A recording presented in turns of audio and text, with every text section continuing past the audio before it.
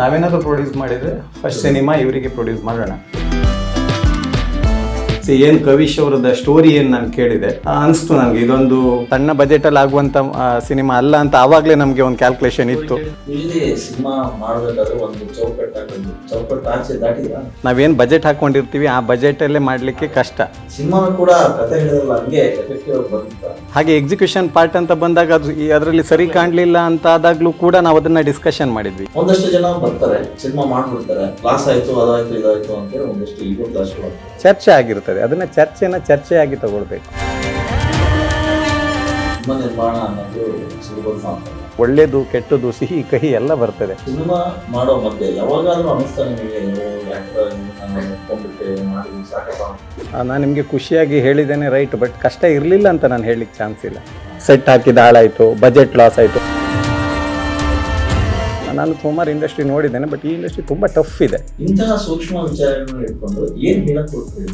ನಾವೇನು ಈ ಸಿನಿಮಾದಲ್ಲಿ ನಕ್ಸಲೈಟನ್ನು ವೈಭವೀಕರಿಸಲಿಲ್ಲ. ಕನ್ನಡ ಚಿತ್ರರಂಗಕ್ಕೆ ಸಾಕಷ್ಟು ಕ್ಷೇತ್ರದಿಂದ ನಿರ್ಮಾಣ ಮಾಡ್ಬೇಕಂತ ಬರ್ತಾರೆ. ಸೊ ಈಗಾಗಲೇ ಸಾಫ್ಟ್ವೇರ್ ಇಂಜಿನಿಯರ್ಸ್ಗಳು ಬಂದ್ರು ಹೋದ್ರು. ಈಗ ನಿರ್ಮಾಣ ಕ್ಷೇತ್ರಕ್ಕೆ ವಕೀಲರೊಬ್ರು ಬಂದಿದ್ದಾರೆ. ಅಂದ್ರೆ ಮೂಲತಃ ಅವರು ವಕೀಲರು ಆಗಿದ್ರು ಕೂಡ ಉದ್ಯಮಿಗಳು ಕೂಡ ಹೌದು. ಈಗ ನವೆಂಬರ್ 28ಕ್ಕೆ ರಿಲೀಸ್ ಆಗ್ತಾ ಇರ್ತಕ್ಕಂಥ ಆಪರೇಷನ್ ಲಂಡನ್ ಕೆಫೆ ಸಿನಿಮಾದ ನಿರ್ಮಾಪಕರು ವಿಜಯ್ ಕುಮಾರ್ ಶೆಟ್ಟಿ. ಸೊ ಇವತ್ತು ನಮ್ಮ ಜೊತೆ ಕೂತಿದ್ದಾರೆ. ಆ ಸಿನಿಮಾದ ಬಗ್ಗೆ ಮತ್ತು ಆ ಸಿನಿಮಾದ ಆಗು ಹೋಗುಗಳ ಬಗ್ಗೆ ಒಂದಷ್ಟು ಮಾತಾಡ್ತಾ ಹೋಗೋಣ. ಸರ್ ನಮಸ್ತೆ. ನಮಸ್ತೆ ಸರ್. ಹೇಗಿದ್ರಿ? Super sir. ಹೇಗೆ ಅನಿಸ್ತಾ ಇದೆ ಸರ್ ಸಿನಿಮಾ ಇಂಡಸ್ಟ್ರಿ? ತುಂಬಾ ಚೆನ್ನಾಗಿದೆ, ಕಲರ್ಫುಲ್ ಇದೆ. ಹೌದಾ? Very good. ಹೇಗೆ ಅನಿಸ್ತು ಆರಂಭಕ್ಕೆ ಬರ್ಬೇಕು ಅಂತ ಅಂದಾಗ ನಿಮ್ಗೆ ಯಾಕೆ ಈ ಸಿನಿಮಾ ರಂಗಕ್ಕೆ ಬರಬೇಕು, ಸಿನಿಮಾ ಮಾಡ್ಬೇಕು ಅಂತ ಯಾಕೆ ಅನಿಸ್ತು? ಸಿನಿಮಾ ಮಾಡ್ಬೇಕಂತ ಅನಿಸಿತ್ತು. ಸೊ ನಮ್ಮ ಹೀರೋ ಕವಿಶ್ ತುಂಬ ಟೈಮಿಂದ ನನ್ನ ವೆರಿ ಕ್ಲೋಸ್ ಫ್ರೆಂಡ್. ಸೊ ಅವರು ಮೊದಲು ಜಿಲ್ಕಾ ಅಂತ ಸಿನಿಮಾ ಮಾಡಿದರು. ಸೊ ಅದಕ್ಕಿಂತ ಮೊದಲೇ ನಾವು ಅವರು ತುಂಬ ಕ್ಲೋಸ್ ಇದ್ವಿ. ಸೊ ಅವರಿಗೊಂದು ಫಿಲ್ಮ್ ಪ್ರೊಡ್ಯೂಸ್ ಮಾಡಬೇಕಂತ ಒಂದು ಆಸೆ ಇತ್ತು. ಯಾಕಂದರೆ ಅವ್ರು ತುಂಬ, ನಾನು ಅವ್ರನ್ನ ಯಾವಾಗ ಮೀಟ್ ಆದೆ ಅಲ್ಲಿಂದ ನೋಡ್ತಾ ಇದ್ದೀನಿ. ಅಂದರೆ ಸಿನಿಮಾದ ಬಗ್ಗೆ ಅವರಿಗಿರೋ ಪ್ಯಾಷನ್ನು ನನಗೆ ತುಂಬ ಇಷ್ಟ ಆಗಿತ್ತು. ಸೊ ನಾವು ಅವರಿಗೆ ಸಿನಿಮಾ ಬಿಟ್ಟು ಬೇರೆ ಏನಾದರೂ ಲೈನ್ ಬಗ್ಗೆ ಅವರಿಗೆ ಹೇಳಿದರೆ, ಅಣ್ಣ ನಾನು ಸಿನಿಮಾ ಒಂದೇ ನನ್ನ ವಿಷನ್ ಇರೋದು, ಏನಿದ್ರು ಏನೇ ಬೆನಿಫಿಟ್ ಎಲ್ಲೇ ಬಂದರೂ ಕೂಡ ಫಸ್ಟ್ ನನ್ನ ಪ್ರಿಫರೆನ್ಸು ಸಿನಿಮಾ. ಸೊ ನನಗೆ ಅವರದ್ದು ಏನು ಅದ್ರ ಬಗ್ಗೆ ಇರೋ ಸ್ಟ್ರಾಂಗ್ ಏನು ಬಿಲೀಫ್ ಇದೆ ನನಗೆ ಇಷ್ಟ ಆಗಿತ್ತು. ಸೊ ನಾವೇನಾದರೂ ಪ್ರೊಡ್ಯೂಸ್ ಮಾಡಿದರೆ ಫಸ್ಟ್ ಸಿನಿಮಾ ಇವರಿಗೆ ಪ್ರೊಡ್ಯೂಸ್ ಮಾಡೋಣ. ಒಳ್ಳೆ ಕತೆ ಬಂದರೆ 100% ಇತ್ತು. ಇಲ್ಲ ಹೇಳಿರಲಿಲ್ಲ. ಅದೇ ಸೇಮ್ ಒಂದು ಸಿಚುವೇಶನ್ ಬಂತು. ಸೊ ಆಫ್ಟರ್ ಕೋವಿಡ್ ಅವ್ರದ್ದು ಏನು ಜಿಲ್ಕಾ ಮೂವಿ ಏನು ಇದಾಗಿತ್ತು, ಕೋವಿಡ್ ಟೈಮಲ್ಲಿ ಬಂತದು. ಸೊ ಸೇಮ್ ಟೈಮಲ್ಲಿ ನಾವೆಲ್ಲ, ಅವರು ಫ್ರೀ ಇದ್ದರು, ನಾವು ಸಿಕ್ಕಿದ್ವಿ. ಆವಾಗ ಅವರಿಗೆ ಒಂದು ಸಿನಿಮಾ ಮಾಡುವ ಅಂತ ಅವ್ರ ಹತ್ರ ಡಿಸ್ಕಷನ್ ಮಾಡಿದ್ವಿ. ಹಾಗೆ ಜರ್ನಿ ಸ್ಟಾರ್ಟ್ ಆಯಿತು. ಹೌದು. ಯೂಶಲಿ ವಕೀಲರಾದವರು ಸಿನಿಮಾಗೆ ವಕೀಲರಿಗೂ ಇತ್ತಾನ ಸಂಬಂಧ ಅಂತ ಕೇಳ್ಬೋದು. ನಿಮ್ಮ ಬಿಸ್ನೆಸ್ ಅದೆಲ್ಲ ಹೆಂಗೆ ಅಂತ? ಸೊ ಸರ್, ಬಿಸ್ನೆಸ್ ಕೂಡ ಒಂದು ಪಾರ್ಟಲ್ಲಿ ಅದು ನಡೀತಾ ಇದೆ. ಸೊ ಇಲ್ಲಿ ನಾನು ನನ್ನದೇ 100% ಇನ್ವಾಲ್ವ್ಮೆಂಟ್ ಏನು ನಾನು ಕೊಡ್ತಾ ಇದ್ದೀನಿ ಅಂತಲ್ಲ.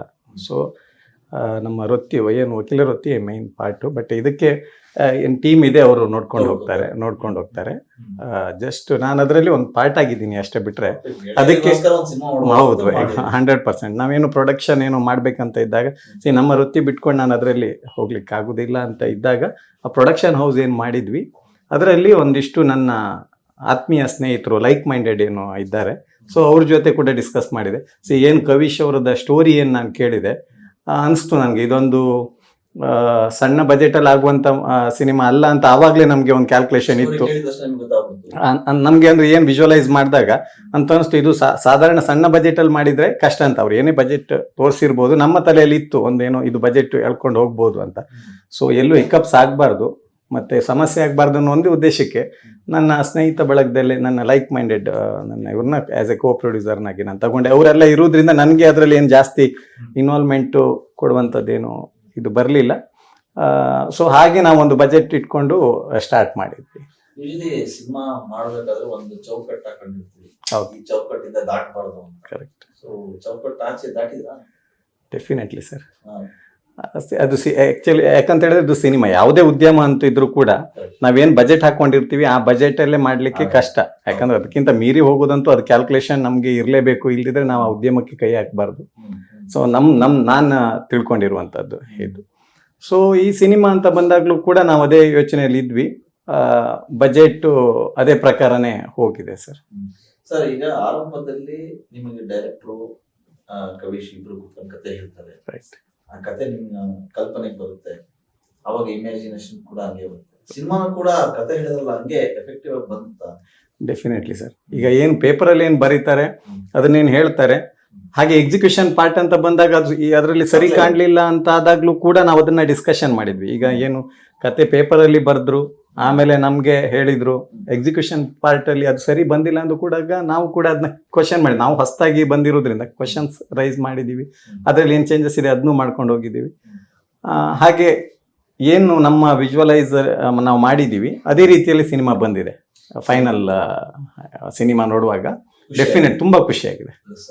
ಆರಂಭದಲ್ಲಿ ತುಂಬಾ ಜೋಶಾಗಿ ಬಂದ ಒಂದು ಜನ ಹೋಗ್ತಾ ಹೋಗ್ತಾ ಹೋಗ್ತಾ ತುಂಬಾ ಬೇಸರನ ವ್ಯಕ್ತಪಡಿಸ್ತಾರೆ. ಆದ್ರೆ ನೀವ್ ಹೇಳಿ ನೋಡಿ, ಈಗ ಸಿನಿಮಾ ನೋಡಿದ್ರೆ ತುಂಬಾ ಖುಷಿಯಾಗಿದೆ. ಯಾಕಂದ್ರೆ ಒಂದು ಸಿನಿಮಾಗೆ ಪ್ಯಾಷನ್ ಹಿಡ್ಕೊಂಡು ಬದ್ಧತೆ ಹಿಡ್ಕೊಂಡು ಬಂದಾಗ ಮಾತ್ರ ಈ ತರದ ಸಿನಿಮಾಗಳು ಮಾಡಕ್ ಸಾಧ್ಯ.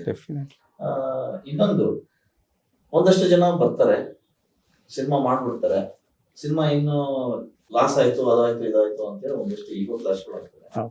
ಸೊ ನಿಮಗೆ ಸಿನಿಮಾ ಮಾಡೋ ಮಧ್ಯ ಎಲ್ಲಾದ್ರೂ ಸಣ್ಣ ಪುಟ್ಟ ವೈಮನಸ್ಸುಗಳಾಗಿದ್ದು, ಅಥವಾ ಇದು ಬೇಕು ಇದು ಬೇಡ ಅನ್ನೋ ಕಾರಣಕ್ಕೆ ನೀವು ಡೈರೆಕ್ಟ್ ಕ್ಲಾಶ್ ಆಗಿದ್ದಾರೆ?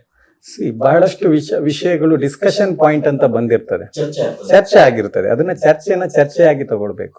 ಸೊ ನಾವೇನು ಫೈನಲ್ ಏನು ಎಣಿಸ್ಕೊಂಡಿದೀವಿ, ನಾವು ಯೋಚನೆ ಮಾಡಿದೀವಿ, ಅದಕ್ಕೆ ಆ ಚರ್ಚೆಗಳು ತೊಂದರೆ ಕೊಡಬಾರ್ದು.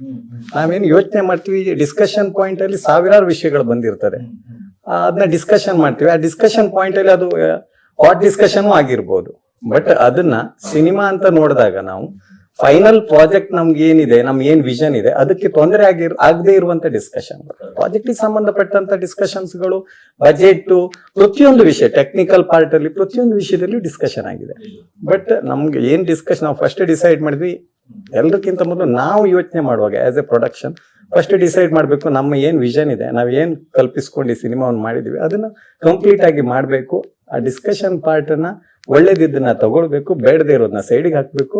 ನಾವೇನು ನಾ ಹೇಳಿದೆ ನಿಮ್ಗೆ ಕಲರ್ಫುಲ್ ಅಂತ, ಅದೆಲ್ಲ ಒಳ್ಳೇದು ಕೆಟ್ಟದ್ದು ಸಿಹಿ ಕಹಿ ಎಲ್ಲ ಬರ್ತದೆ.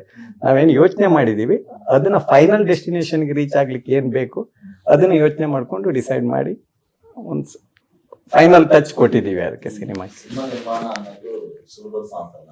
ಹೌದು ಸರ್. ಸಿನಿಮಾ ಮಾಡೋದು ಬಹಳ ಕಷ್ಟ ಅಂತ ಹೇಳ್ತಾರೆ, ತುಂಬಾ ಈಸಿಯಾಗಿ ಮುಗಿಸ್ಬಿಟ್ವಿ ಸರ್ ನಾವು ಅಂತ ಹೇಳಿದ್ವಿ. ಸೊ ಸಿನಿಮಾ ಮಾಡೋ ಮಧ್ಯೆ ಯಾವಾಗಾದ್ರೂ ಅನಿಸ್ತಾ ನಿಮಗೆ, ಯಾಕಂದ್ರೆ ಇದನ್ನ ಒಪ್ಕೊಂಡ್ಬಿಟ್ರೆ ಮಾಡಿದ್ರು ಸಾಕಪ್ಪ, ಮುಂದೆ ಮತ್ತೆ ನಿರ್ಮಾಣ ಸಾಹಸ ಬೇಡ ಅಂತ ಅನ್ಸಿದ್ದೆ ಈ ಜರ್ನಿ? ಸರ್, ನಾನು ನಿಮ್ಗೆ ಖುಷಿಯಾಗಿ ಹೇಳಿದ್ದೇನೆ, ರೈಟ್. ಬಟ್ ಕಷ್ಟ ಇರ್ಲಿಲ್ಲ ಅಂತ ನಾನು ಹೇಳಲಿಕ್ಕೆ ಚಾನ್ಸ್ ಇಲ್ಲ. 100% ಕಷ್ಟ, ತುಂಬಾ ಕಷ್ಟಗಳು ಬಂದಿದೆ. ಯಾಕಂತ ಹೇಳಿದ್ರೆ ಸಿನಿಮಾ ಅಂತ ಹೇಳಿದ್ರೆ ಸರ್, ಇದು ಎಲ್ಲ ಮ್ಯಾಟರ್ ಆಗ್ತದೆ ಸರ್. ಇದರಲ್ಲಿ ಹವಾಮಾನ ಮ್ಯಾಟರ್ ಆಗ್ತದೆ, ಹ್ಯೂಮನ್ ರಿಸೋರ್ಸಸ್ ಮ್ಯಾಟರ್ ಆಗ್ತದೆ, ಲೊಕೇಶನ್ಸ್. ಈಗ ಒಂದೊಂದು ಲೊಕೇಶನ್ಸ್ ಅಲ್ಲಿ ಶೂಟ್ ಅಂತ ಇಟ್ಕೊಂಡಾಗ ಅಲ್ಲಿ ಮಳೆ ಬಂತು, ಸೆಟ್ ಹಾಕಿದ ಹಾಳಾಯ್ತು, ಬಜೆಟ್ ಲಾಸ್ ಆಯ್ತು, ಅದು ಯಾರು ಅನ್ಪ್ರೆಡಿಕ್ಟೇಬಲ್, ಯಾರು ಏನ್ ಗೊತ್ತಿರಲ್ಲ, ನಾವು ಪ್ರೆಡಿಕ್ಟ್ ಮಾಡಿರಲ್ಲ. ಸೊ ಅಂತದೆಲ್ಲ ಆಗಿರ್ತದೆ. ಅಂತದೆಲ್ಲ ಆಯ್ತಂತಾದಾಗ ಅಡಚಣೆಗಳು ಬಂದೇ ಬರ್ತದೆ. ಅದಕ್ಕೋಸ್ಕರ ಸಿನಿಮಾನೇ ಬೇಡ, ಇದು ಇಂಡಸ್ಟ್ರಿ ಡೆಫಿನೆಟ್ಲಿ ಕಷ್ಟ ಇದೆ. ನಾನು ಸುಮಾರು ಇಂಡಸ್ಟ್ರಿ ನೋಡಿದ್ದೇನೆ, ಬಟ್ ಈ ಇಂಡಸ್ಟ್ರಿ ತುಂಬಾ ಟಫ್ ಇದೆ. ಬಟ್ ಅದನ್ನ ಕರೆಕ್ಟ್ ಈಗ ಏನಿದೆ ಕಲಿತಾ ಇದೀವಿ, ಇದೊಂದು ಲೆಸನ್. ಅಲ್ಲಿ ಏನ್ ತಪ್ಪು ಮಾಡಿದೀವಿ, ಎಲ್ಲಿ ಮಿಸ್ಟೇಕ್ಸ್ ಆಗಿದೆ, ಏನಾಗಿದೆ ಅದನ್ನ ತಿಳ್ಕೊಂಡು ಹೋಗಿ. ಯಾಕಂದ್ರೆ ಫಸ್ಟ್ ಸಲ ಬರ್ತಾನೆ ಎಲ್ಲ ತಿಳ್ಕೊಂಡು ನಮ್ ಬರ್ಲಿಕ್ಕೆ ಚಾನ್ಸಸ್ ಇಲ್ಲ. ನಾವೇ ಹೇಳಿದ್ವಿ ನಿಮ್ಗೆ, ಫಸ್ಟ್ ಟೈಮ್ ಪ್ರೊಡ್ಯೂಸ್ ಮಾಡ್ತಾ ಇದೀವಿ ಅಂದಾಗ ಇದೆಲ್ಲ ಚಾಲೆಂಜಸ್ ಬಂದಿ. ಬಟ್ ಸಿನಿಮಾನೇ ಬೇಡ, ಇದು ಇಂಡಸ್ಟ್ರಿ ಹಾಗೆ ಅನ್ನು ಹೇಳುವಂತ ಲೆವೆಲ್ ನಾನಂತೂ ಗ್ಯಾರಂಟಿ ಹೇಳಲ್ಲ. ಯಾಕಂತ ಹೇಳಿದ್ರೆ ಇದು ಲೆಸನ್, ನಾವು ಲರ್ನಿಂಗ್ ಪ್ರೊಸೆಸ್ ಕಲ್ತಿದೀವಿ. ಇನ್ನು ಮುಂದೆ ನೆಕ್ಸ್ಟ್ ಒಂದು ಪ್ರಾಜೆಕ್ಟ್ ಮಾಡುವಾಗ ಈವನ್ ಬಜೆಟಿಂಗ್ ವೈಸ್ ಆಗ್ಲಿ ಅದೆಲ್ಲ ಒಂದು ಎಕ್ಸ್ಟ್ರಾ ಎಲ್ಲೆಲ್ಲಿ ನಾವು ಇಟ್ಕೊಳ್ಬೇಕು ಅನ್ನೋದು ನಮ್ಗೆ ಗೊತ್ತಾಗಿದೆ. ಈಗ ಟೆಕ್ನಿಕಲ್ ಪಾರ್ಟ್ ಬಂದಾಗ್ಲೂ ಕೂಡ ನಮ್ಗೆ ಈಗ 2 ಲ್ಯಾಂಗ್ವೇಜ್ ಅಲ್ಲಿ ನಾವು ಮಾಡಿದೀವಿ. ಶೂಟ್ ಮಾಡಿದ್ವಿ. ಸೊ ಮರಾಠಿ ಮತ್ತೆ ಕನ್ನಡದಲ್ಲಿ. ಸೊ ಆವಾಗ ಬೇರೆ ಬೇರೆ ಕಡೆಯಿಂದ ಟೆಕ್ನಿಷಿಯನ್ಸ್ ಬರಬೇಕು, ಆರ್ಟಿಸ್ಟ್ ಬರಬೇಕು, ಅವರಿಗೂ ಡೇಟ್ಸ್ ಪ್ರಾಬ್ಲಮ್ ಆಗ್ತದೆ. ಸೊ ನಾವು ಕೂಡ ವೆಯ್ಟ್ ಮಾಡಬೇಕು. ಇವೆಲ್ಲ ಸಿಚುವೇಶನ್ ಬಂದಾಗ ಅದು ಬಜೆಟ್ ಮೇಲೂ ಡೆಫಿನೆಟ್ಲಿ ಇಫೆಕ್ಟ್ ಬಿದ್ದೇ ಬೀಳ್ತದೆ. ಯಾರೋ ಒಬ್ರು ಆರ್ಟಿಸ್ಟ್ ರೆಡಿ ಇರ್ತಾರೆ, ಇನ್ನೊಬ್ರು ಆ ಕಡೆಯಿಂದ ಬರೋ ರೆಡಿ ಇರಲ್ಲ. ಯಾಕಂದ್ರೆ ನಾವು ಮರಾಠಿ ಮತ್ತೆ ಕನ್ನಡದ್ದು, ಮಹಾರಾಷ್ಟ್ರದ್ದು ತುಂಬಾ ಫೇಮ್ ಇರೋ ಆರ್ಟಿಸ್ಟ್ ಗಳನ್ನು ಕೂಡ ನಾವು ಇನ್ವಾಲ್ವ್ ಮಾಡ್ಕೊಂಡೆ ಮಾಡಿರುವಂತ ಸಿನಿಮಾ. ಸೊ ಇಲ್ಲೆಲ್ಲ ಅದೆಲ್ಲ ಇರುವಾಗ ಅವರೆಲ್ಲ ಡೇಟ್ಸ್ ಹೊಂದಾಣಿಕೆ ಮಾಡ್ಕೊಳ್ಳಿಕ್ಕೂ ತುಂಬಾ ಟಫ್ ಟಾಸ್ಕ್ ಇತ್ತು. ಅದಕ್ಕೆ ಹೇಳಿದ್ ನಾನು, ಹ್ಯೂಮನ್ ರಿಸೋರ್ಸಸ್ ಇಂಪಾರ್ಟೆಂಟ್, ಹಾಗೆ ಹವಾಮಾನ ಕೂಡ ನಮ್ಗೆ ಸಾಥ್ ಕೊಡ್ಬೇಕು. ಅವೆಲ್ಲ ಇದ್ದಿರುವಾಗ ಟಾಸ್ಕ್ ಗಳು ಬಂದಿದೆ. ಡೆಫಿನೆಟ್ಲಿ ಅದು ಸಿನಿಮಾ ಬೇಡ ಅನ್ನೋ ಲೆವೆಲ್ಗೆ ಏನ್ ಬಂದಿಲ್ಲ, ಬಟ್ ಅದನ್ನೆಲ್ಲ ಫೇಸ್ ಮಾಡ್ಕೊಂಡು ಫೈನಲ್ ಇದಕ್ಕೆ ಬಂದಿದ್ದೀವಿ ಸರ್. ಈ ಕಥೆ ಆಯ್ಕೆ ವಿಚಾರದಲ್ಲಿ ನಿಮಗೆ ಅನಿಸ್ತಾ ಈ ತರ ಕಥೆ ಯಾಕೆ ಆಯ್ಕೆ ಮಾಡ್ಕೋಬೇಕು ಅಂದ್ರೆ ಈಗಿನ ಸಿಚುವೇಶನ್ ಬೇರೆ, ಅಂದ್ರೆ ಜನ ಬೇರೆ ಬೇರೆ ಕಥೆಗಳನ್ನ ಬಯಸ್ತಾ ಇದ್ದಾರೆ. ಸೊ ಇಲ್ಲೆಲ್ಲ ಒಂದು ನಕ್ಸಲಿಸಂ ತರ್ತೀರಿ, ಅಲ್ಲೆಲ್ಲ ಕಮ್ಯುನಿಸ್ಟ್ ವ್ಯಕ್ತಿಗಳು ಬಂದಿರ್ತಾರೆ, ಒಂದು ವ್ಯವಸ್ಥೆ ಕಾಣುತ್ತೆ. ಟ್ರೈಲರ್ ನೋಡಿದಾಗ ಇವೆಲ್ಲ ಸೂಕ್ಷ್ಮ ವಿಚಾರಗಳು ಇದೆ. ಇಂತಹ ಸೂಕ್ಷ್ಮ ವಿಚಾರಗಳನ್ನ ಇಟ್ಕೊಂಡು ಏನ್ ಹೇಳಕ್ ಕೊಟ್ರಿ ಸರ್? ಸೂಕ್ಷ್ಮ ವಿಚಾರ ಡೆಫಿನೆಟ್ಲಿ ನೀವು ಹೇಳಿದ್ದು ಸೂಕ್ಷ್ಮ ವಿಚಾರ ಕಾಣ್ತಾ ಇದೆ. ಸೊ ನಾವು ಇಲ್ಲಿ ಕತೆ ಯಾವುದೋ ಒಂದು ಸಿದ್ಧಾಂತದ ಮೇಲೋ ಏನೋ ಒಂದು ಹೋಗಿರ್ತದೆ, ರೈಟ್?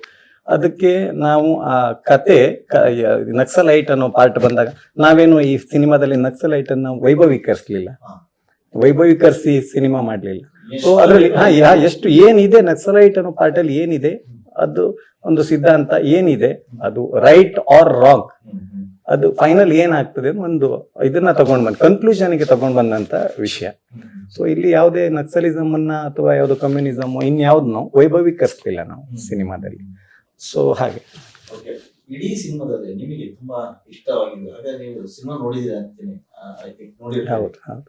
ನಿಮಗೆ ಅನ್ಸಿದ್ದು ಈಗ ಆರಂಭದಲ್ಲಿ ಹೇಳದಂಗೆ ಸಿನಿಮಾ ಮಾಡಿದ್ದಾರೆ ಡೈರೆಕ್ಟರ್ ಮತ್ತೆ ವಿಷಯ ಅಂತ ಹೇಳಿದ್ರಿ. ನಿಮಗೆ ಪರ್ಟಿಕ್ಯುಲರ್ ಈ ತರದ ಸೀನ್ ನನಗೆ ಕಾಡುತ್ತೆ ವಿಜಯ್, ಅದಷ್ಟೇ ಅಲ್ಲ ನೋಡೋರ್ಗೂ ಕಾಡುತ್ತೆ ಅನ್ನೋದಾದ್ರೆ ಯಾವ್ದು?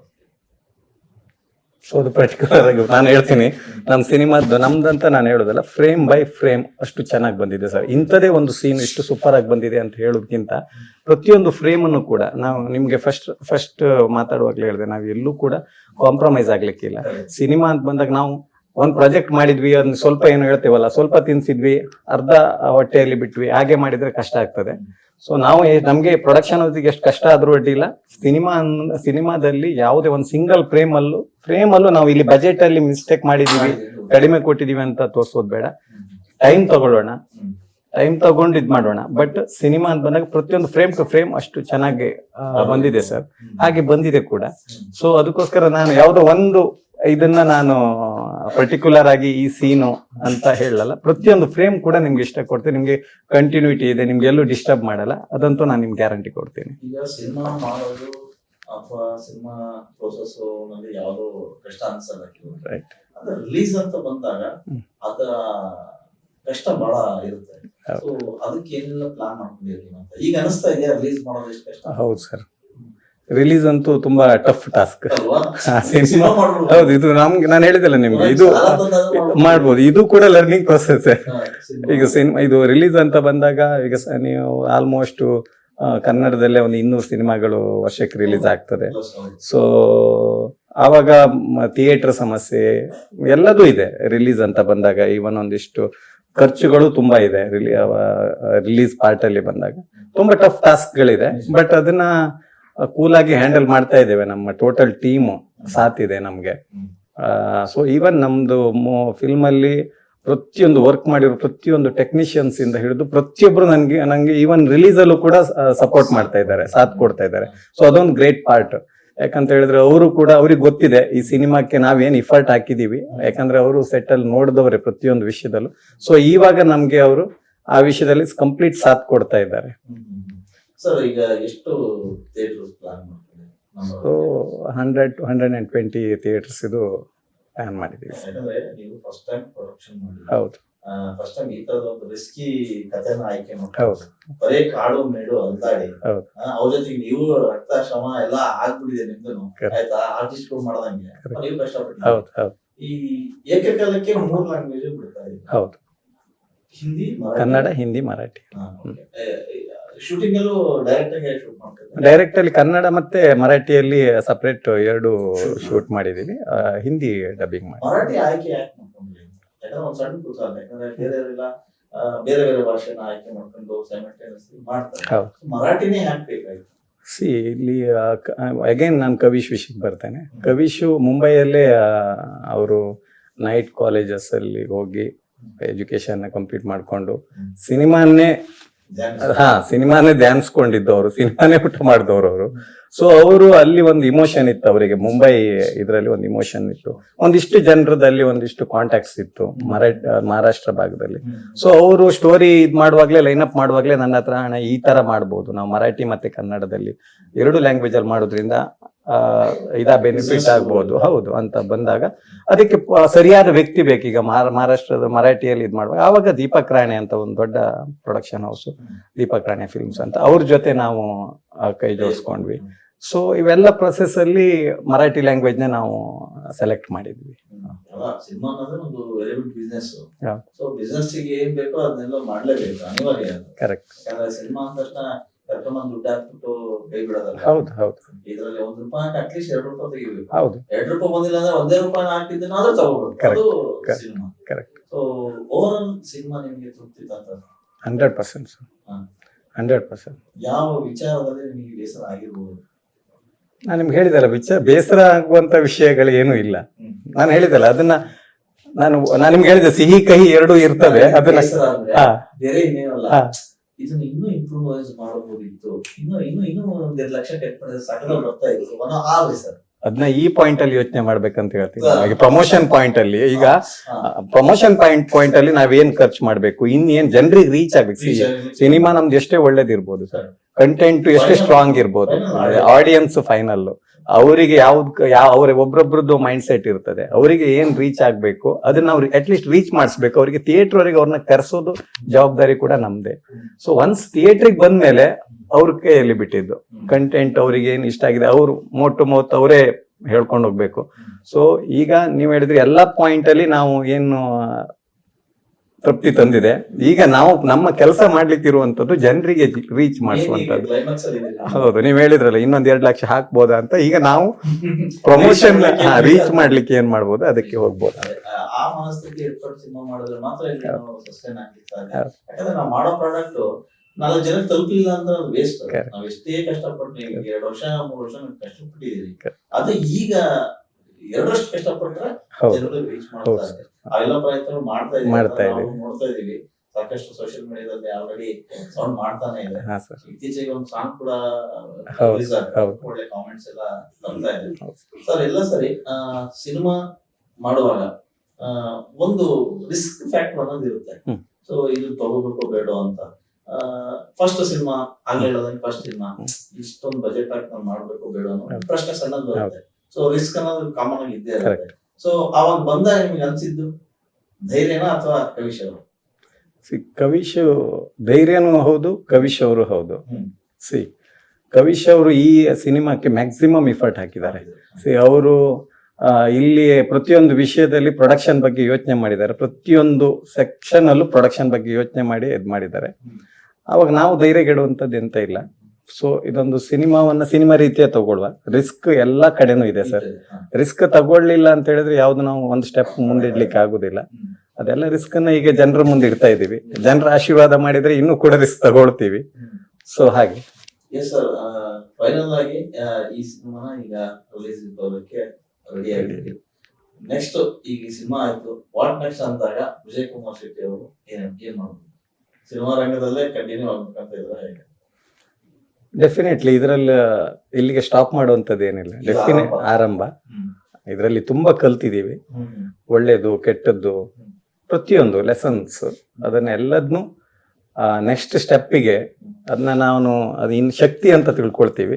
ಅದನ್ನ ಸ್ಟ್ರಾಂಗ್ ಆಗಿ ತಗೊಂಡು ನೆಕ್ಸ್ಟ್ ಸ್ಟೆಪ್ ಇಡ್ತೀವಿ. ಡೆಫಿನೆಟ್ಲಿ ಈ ಪ್ರೊಡಕ್ಷನ್ ಹೌಸ್ ಏನ್ ನಾವು ಮಾಡಿದೀವಿ, ಇದ್ರಲ್ಲಿ ನೆಕ್ಸ್ಟ್ ಪ್ರಾಜೆಕ್ಟ್ಸ್ ಗಳು ಬರ್ತವೆ. ನೆಕ್ಸ್ಟ್ ಒಳ್ಳೆ ಕಂಟೆಂಟ್ ಸಿಕ್ಕಿದ್ರೆ ಡೆಫಿನೆಟ್ಲಿ ನೆಕ್ಸ್ಟ್ ಪ್ರಾಜೆಕ್ಟ್ ನ ಮಾಡ್ತೀವಿ. ಸೊ ಹಿಂದೇಟ್ ಹಾಕುವಂತದ್ದು ಏನಿಲ್ಲ. ಒಂದಷ್ಟು ಜನ ಹೊಸ ನಿರ್ಮಾಪಕರಿಗೆ ಒಂದಷ್ಟು ಹಾದಿ ತಪ್ಪಿಸುವಂತ ಕೆಲಸಗಳು ನಡೀತಾ ಇರುತ್ತೆ. ಸೊ ಅಂತ ನಿರ್ಮಾಪಕರಿಗೆ ನೀವೇನ್ ಹೇಳ್ತೀವಿ? ಒಳ್ಳೆ ಕಂಟೆಂಟು, ಕರೆಕ್ಟಾಗಿ ಎಕ್ಸಿಕ್ಯೂಷನ್ ಮಾಡಿದರೆ ನಾವು ಹೆದರ್ಕೊಳ್ಳುವಂಥದ್ದು ಏನಿಲ್ಲ, ಅವಶ್ಯಕತೆ ಇಲ್ಲ. ಹೌದು, ಒಳ್ಳೆ ಟೀಮ್ ಬೇಕು ಸರ್. ಟೀಮ್ ಅಂತ ಹೇಳಿದ್ರೆ ಆ ಬಾಂಡಿಂಗ್ ನಾವು ಇಟ್ಕೊಳ್ಬೇಕು. ಅದನ್ನ ಇಟ್ಕೊಂಡು ಹೋದ್ರೆ ನನ್ನ ಪ್ರಕಾರ ಸಕ್ಸಸ್ ಅನ್ನೋದು ಸ್ವಲ್ಪ ಡಿಲೇ ಆಗ್ಬೋದು, ಬಟ್ ಡೆಫಿನೆಟ್ಲಿ ಇದೆ ಈ ಸೆಕ್ಟರ್ ಅಲ್ಲಿ. ನಾವಿನ್ನು ಫಸ್ಟ್ ಸಿನಿಮಾ ಮಾಡೋದು, ನಾನು ಇದು ಹೇಳೋದು ಅತಿಶಯೋಕ್ತಿ ಆಗ್ಬೋದು. ನಾವೀಗ ಇದಕ್ಕೆ ಬಂದು ನಿಂತಿದ್ದೀವಿ, ಜನರ ಮುಂದೆ ಸಿನಿಮಾ ಇಟ್ಟಿದ್ದೀವಿ. ಇದ್ರ ಸಕ್ಸಸ್ ಆರ್ ಫೇಲ್ಯೂರ್ ಅದು ಇರುವಂತದ್ದೇ. ಬಟ್ ಜನರು ನಮ್ಗೆ ಆಶೀರ್ವಾದ ಮಾಡಿದ್ರೆ ನಾವು ಮುಂದೆ ಹೋಗ್ತೀವಿ.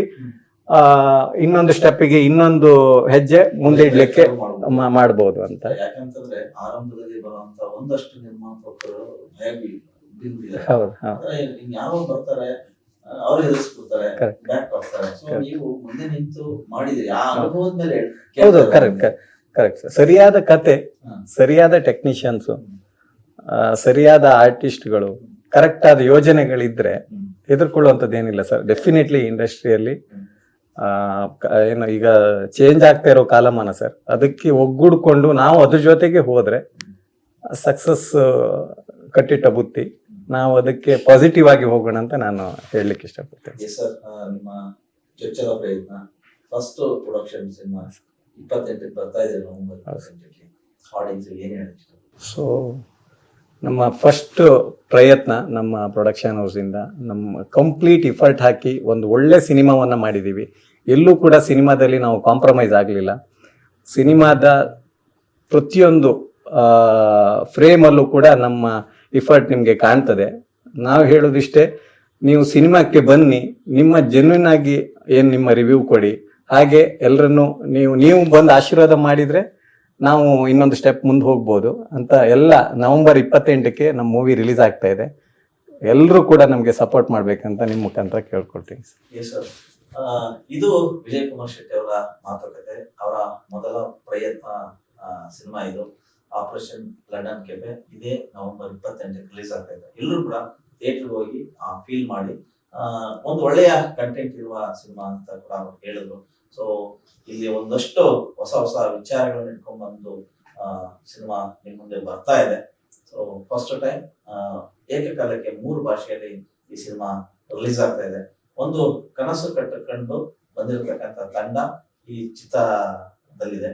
ಸೊ ಎಲ್ಲರೂ ಕೂಡ ಸಿನಿಮಾನ ತಪ್ಪದೆ 28ಕ್ಕೆ ಹೋಗಿ ನೋಡಿ ಅಂತ ನಾನು ಹೇಳ್ತಾ, ಸರ್ ನಿಮ್ಮ ಫಸ್ಟ್ ವೆಂಚರ್ ಒಳ್ಳೇದಾಗ್ಲಿ. ನಿಮ್ಮಂತ ಪ್ರೊಡ್ಯೂಸರ್ ಇನ್ನೂ ಒಂದಿಷ್ಟು ಹೊಸ ಪ್ರತಿಭೆಗಳಿಗೆ ಅವಕಾಶ ಕೊಡ್ತಾ ಕನ್ನಡ ಚಿತ್ರರಂಗದಲ್ಲಿ ನಿಮ್ಮಂತ ಗಟ್ಟಿಯಾಗಿ ನೆಲೆ ನಿಲ್ಲಿ ಅಂತ ಆಶಿಸ್ತೀನಿ. Thank you sir, thank you so much. ನಿಮಗೆ ಮಾಧ್ಯಮದಲ್ಲಿ ಕೆಲಸ ಮಾಡುವ ಆಸಕ್ತಿ ಇದೆಯಾ? ಹಾಗಾದ್ರೆ ಕರ್ನಾಟಕ ಟಿವಿ ಡಿಜಿಟಲ್ ಮೀಡಿಯಾದಲ್ಲಿದೆ ನಿಮಗೆ ಒಳ್ಳೆಯ ಅವಕಾಶ. ಆಯ್ಕೆಯಾದವರಿಗೆ ಉಚಿತ ತರಬೇತಿ ಕೊಡ್ತೀವಿ. ತರಬೇತಿ ನಂತರ ಕೆಲಸ ಮಾಡುವ ಅವಕಾಶನೂ ಕೊಡ್ತೀವಿ. ಈ ಕೂಡಲೇ ನಿಮ್ಮ ಮಾಹಿತಿಯನ್ನ ಮೇಲ್ ಮಾಡಿ.